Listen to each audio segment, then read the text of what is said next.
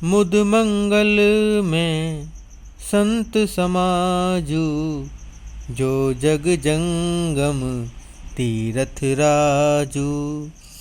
राम भक्ति जय सुर सरिधारा, सरसई ब्रह्मा विचार पिरचारा। संतों का समाज आनंद और कल्याण में है, जो जगत में चलता फिरता तीर्थराज है। जहाँ राम भक्ति रूपी गंगा जी धारा है और ब्रह्मा विचार का प्रचार सरस्वती जी हैं। विधि निषेध में कलिमल हरनी, करम कथा रवि नंदिनी बरनी। हरिहर कथा विराजति बेनी, सुनत सकल मुद मंगल देनी।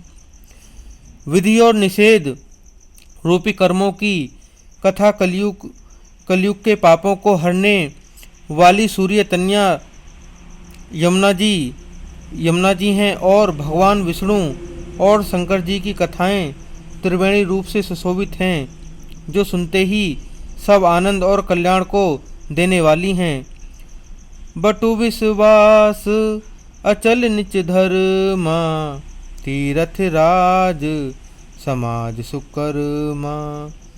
सब ही सुलभ सब दिन सब देसा, सेवत सादर समन कलेसा।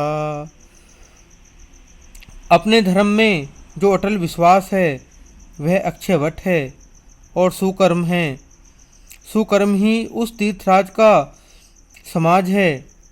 वह सब देशों में सब समय सभी को सहज ही से प्राप्त हो सकता है और आदर पूर्वक सेवन करने से क्लेशों को नष्ट करने वाला है।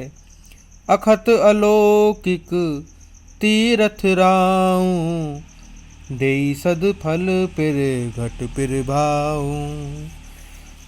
वह तीर्थराज अलौकिक और अकथनीय है एवं तत्काल फल देने वाला है, उसका प्रभाव प्रत्यक्ष है। अब दोहा हम पढ़ेंगे।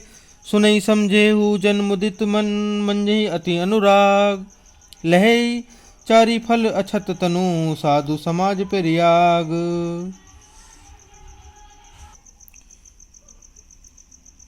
जो मनुष्य इस संत समाज रूपी तीर्थराज का प्रभाव प्रसन्न मन से सुनते और समझते हैं और फिर अत्यंत प्रेम पूर्वक इसमें गोते लगाते हैं, वे इस शरीर के रहते ही धर्म अर्थ काम मोक्ष चारों फल पा जाते हैं। मंजन फल पे खिए तत्काला, काक होई पिक बकुए मराला। सुनी अचरज करे जनि कोई, सत्संगति महिमा नहीं गोई। इस तीर्थराज में स्नान का फल तत्काल ऐसा देखने में आता है कि कोई कोयल बन जाते हैं और बगुले हंस। यह सुनकर कोई आश्चर्य न करे, क्योंकि सत्संग की महिमा छिपी नहीं है।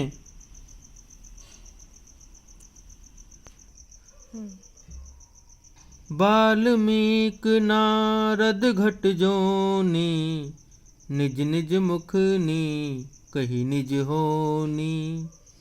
जलचर थलचर नभचर नाना, जे जड़ चेतन जीव जहाना।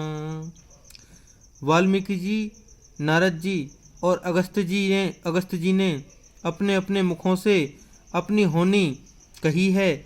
जल में रहने वाले, जमीन पर चलने वाले, आकाश में विचरने वाले नाना प्रकार के जड़ चेतन जितने जीव इस जगत में हैं, मति कीरति गति भूति भलाई, जब जेहि जतन जहाँ जेहि पाई।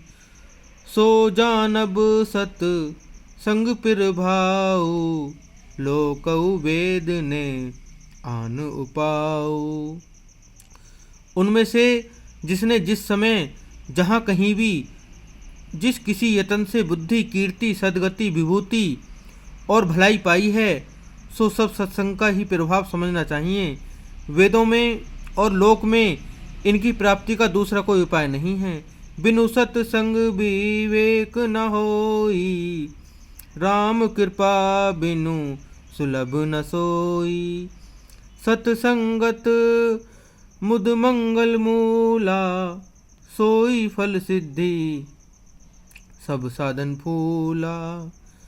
सत्संग के बिना विवेक नहीं होता और श्री राम जी की कृपा के बिना वह सत्संग सहज में मिलता नहीं। सत्संगति आनंद और कल्याण की जड़ है। सत्संग की सिद्धि मतलब प्राप्ति ही फल है और सब साधन तो फूल है। सट सुध रही सत संगति पाई, पारस परस कुधात सुहाई। विधि बस सुजन कुसंगत पर ही, फनि मनि सम निज गुण अनुसर ही।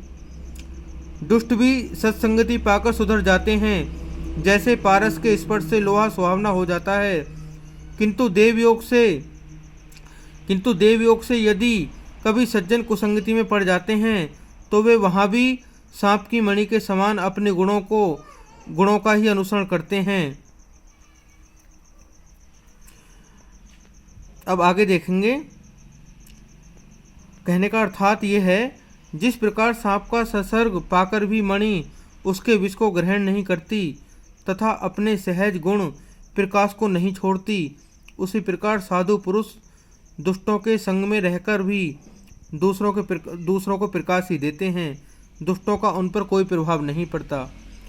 विधि हरिहर कवि को विद्वानी, कहत साधु मही माँ सकुचानी। सो मोसन कही जात न कैसे, साक बनिक मनि गुण गन जैसे। ब्रह्मा विष्णु शिव कवि और पंडितों को वाणी भी संत महिमा का वर्णन करने में सकुचाती है। वह मुझसे किस प्रकार नहीं कही जाती, जैसे साग तरकारी बेचने वाले से मणियों के गुण समूह नहीं कहे जा सकते। आज हम इतना ही पढ़ेंगे, बाकी हम जो आगे की वो होगी वो कल पढ़ेंगे। जय श्री राम।